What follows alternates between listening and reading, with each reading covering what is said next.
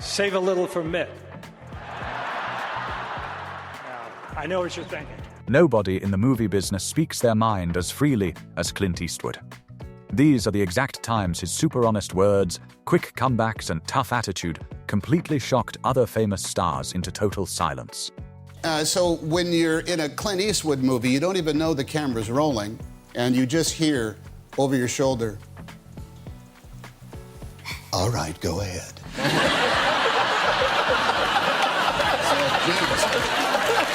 And you just keep doing it until you hear him say, "That's enough of that." Burt Reynolds and Clint Eastwood are a pair of the greatest movie stars ever.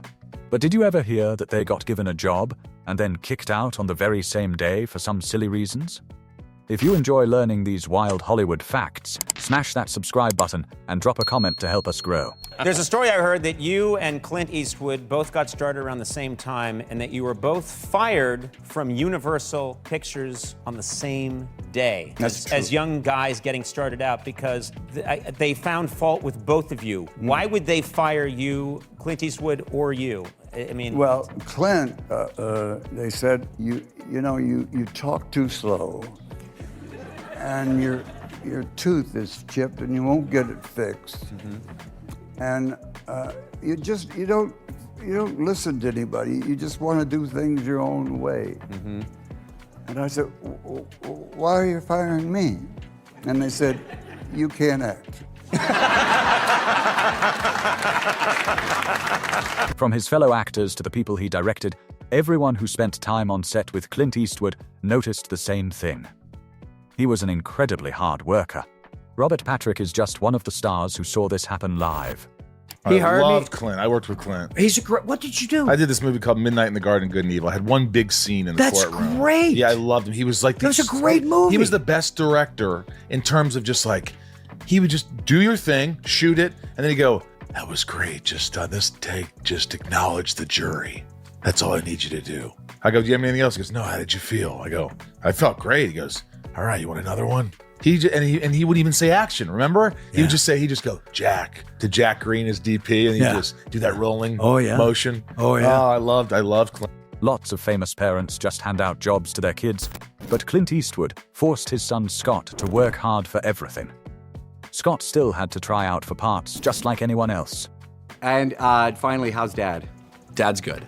What would surprise us to know about your dad? Any fun fact that you could share with us? Like, any punishments he gave you as a kid, or? Because I'd be terrified if he was my dad. I'd be. You should be. You don't know, but he would just look at you and like, Oh yeah. really? He'll take you down with a look. He will take you right down.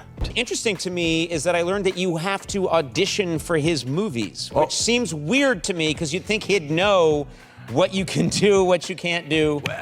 Yeah, no, no. He does not. He does not. I don't think he likes me in his movies. You know, because here's the thing. He's put me in a few movies, and I've auditioned for a lot and haven't got a lot. And then Gran Torino came around where he was talking to me. It was just like this little role. Yeah. And he got a call. His character's supposed to be giving your character a hard time. Yeah, exactly. He's calling me a pussy and a spoiled little brat or whatever. And he gave me that role, and on the day we were shooting it, there was a lot of stuff that came out that wasn't on the script there. What? That wasn't in the script. Right. Okay. Yeah. And so did it make you think like he's working through some issues, Yeah, maybe? yeah, I think. Oh, I got a part for the kid. Give him this part. The part where I chew out that punk. I think it was a lot of pent up over the years of me pissing him off. Clint Eastwood did not remain a huge star for all these years by luck. He managed to do it because he always kept his ears open to learn. On several occasions in this series, notably with Steven Spielberg, with Ben Kingsley, we've talked about the virtue and use of silence in film. Don Siegel has said the hardest thing to do is nothing. A number of people have paid tribute to your expressive use of silence. What you're doing with me this moment is what you do so extraordinarily well. On the screen, you listen. Is it that important to you? I think it's the most important thing. It's certainly the most important thing in acting is listening. Anybody can expound a lot of dialogue, but a lot of people don't listen well. In fact, I think it's something in life. My wife and I were talking about this the other night. Is one of the great things I think they ought to be teaching in schools and not for acting, but for just life in general, is the art of listening. It's something that a lot of people don't understand, and a lot of people may listen or attempt to listen, but they don't hear, or they don't absorb what they're listening to. Whenever Clint starts talking, even massive film stars like Matt Damon quiet down to hear what he has to say.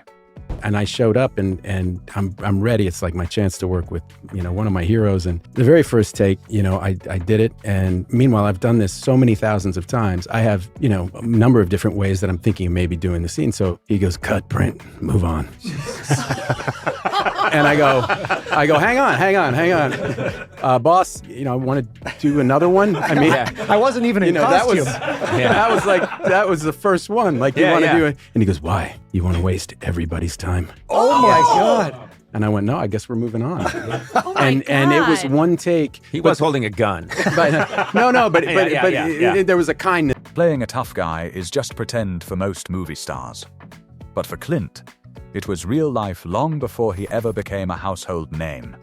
My dad actually, he was in a plane crash in his early 20s, and it was off San Francisco, and he had to swim like a couple miles in that water to survive. Yeah. Holy shit! He crashed into the water? Yeah. Most people don't know that. It's whoa. But what happened was he was in the Army, and it was right around the time the Korean War was starting. And they were flying, they were doing a routine flight or something, and they had to crash land in the ocean. Whoa. And it was getting night, and I believed the pilot died, but the other guy he was with survived. So him and this other guy, they were swimming to shore, and they got split up because it was getting dark at night. Whoa. And so then now they're swimming alone. Even a super famous TV host like Ellen DeGeneres got really nervous and excited when she met. It was on the tombstones in the cemetery. You might have. One was Donald Siegel. Oh, Don Siegel, did I put him in there? Don Siegel, and the other was S. Leone. That's the only, well, just having a little fun with those Paying guys. I debts? wasn't wishing anything on him.